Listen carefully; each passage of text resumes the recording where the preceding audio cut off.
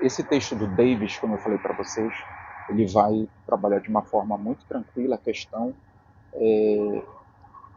de como utilizar o conhecimento sociológico na tua pesquisa e como fazer que esse conhecimento ele se torne mensurável. A gente sai, o David está dizendo assim para a gente, vamos sair da descrição e começar a fazer uma análise mais inferencial, correlacionar variáveis. Ele está falando isso. Então, o que a sociologia ela faz? Ele começa, a sociologia ela busca compreender padrões sociais.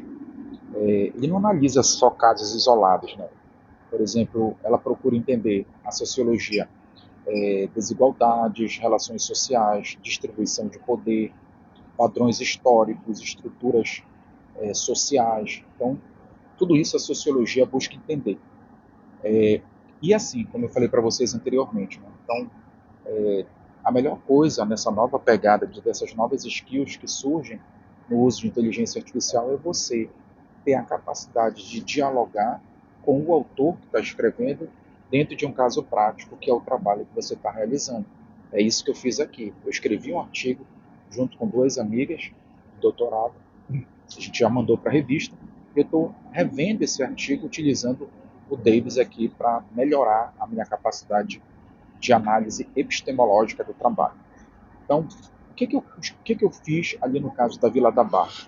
Que eu investiguei. No caso da Vila da Barca, eu estava investigando racismo ambiental, negação do saneamento básico, desigualdade territorial e invisibilidade urbana. Toda vez que a gente vai fazer uma pesquisa, algo nos incomoda. Então, me incomodou muito, por exemplo, na COP30, os investimentos altíssimos, e a gente começou a se perguntar, poxa, por que uma situação ainda se torna extremamente precarizada, enquanto tem determinados locais em que há um investimento altíssimo, como foi a Nova Doca, outros locais ainda continuam precarizados, ainda continuam com ausência de política pública séria, eficiente, que mude a estrutura daquelas pessoas. E aí eu comecei a mobilizar. Será que existe ali realmente um racismo ambiental? Será que há uma negação de um saneamento básico? Será que o território deles, em termos de infraestrutura, de política pública, é desigual só pelas pessoas que ali habitam? Eles são invisíveis para a sociedade? Só que é aí que entra, né, e a nossa responsabilidade como pesquisador. Quando a gente faz esse tipo de análise, a gente tem que sair de uma opinião, sabe, do senso comum. Poxa, a gente está dentro de uma universidade e a ciência, o que difere a ciência do senso comum? É o método científico. Então a gente tem um método rigoroso e é isso que o Davis vai nos ajudar. Como eu analiso essas questões, ou seja, essas, essas relações que eu estou tentando investigar, que eu acabei de falar para vocês, como é que eu analiso isso dentro do método científico? Para que não fique um achismo, uma opinião, pô, a gente está fazendo pesquisa séria.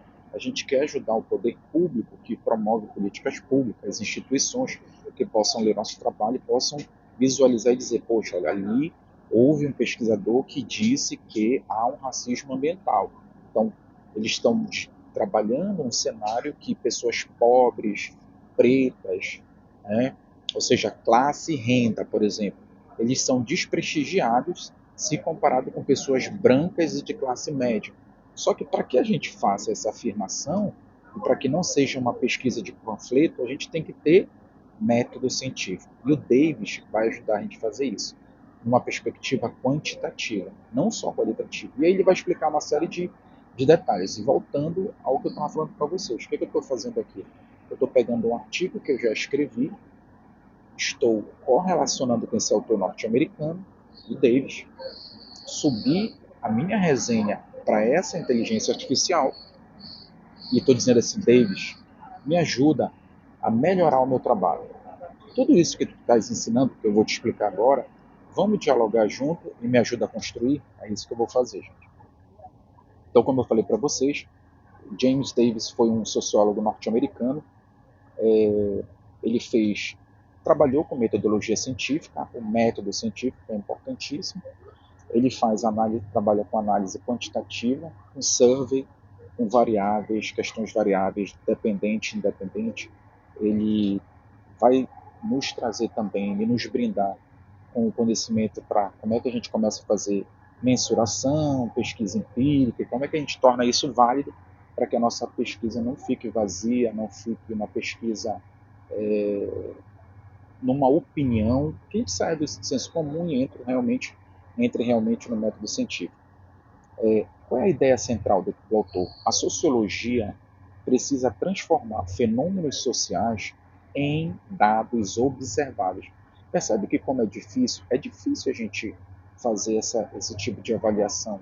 Ou seja, eu tô correlacionando variáveis, né? Uma variável, eu estou tentando explicar um fenômeno que é complexo. Ou seja, veja só, eu quero me fazer a seguinte pergunta: será que aquela população que está naquele território, só o fato deles serem pretos e pobres, né, isso torna eles invisíveis? Eles são vítimas de racismo ambiental? Eles são excluídos? Percebe que é uma afirmação séria? Mas para que eu consiga opinar, sair da opinião e realmente consiga mobilizar isso, o Davis ele vai me dizer o seguinte: você precisa gerar dados que sejam observáveis.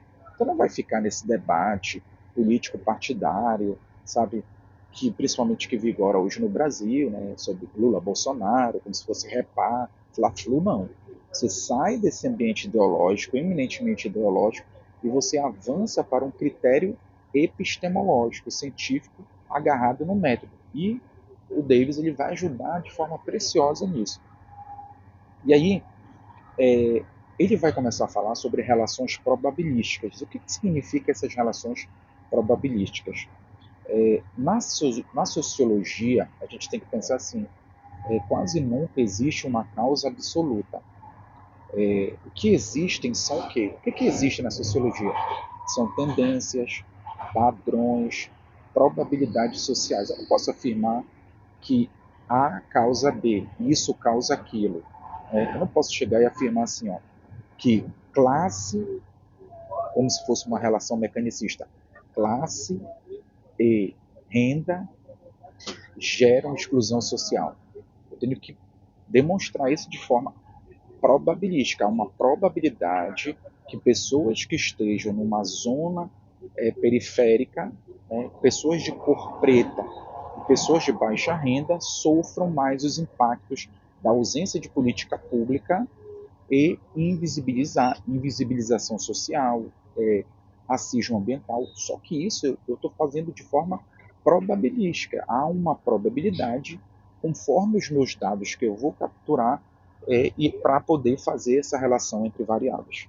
É isso que ele está trazendo aqui, a avaliação desse texto. Né? Então, vou fazer um próximo bloco. Né? Eu estou fazendo um texto de 8 minutos, não ficar muito longo.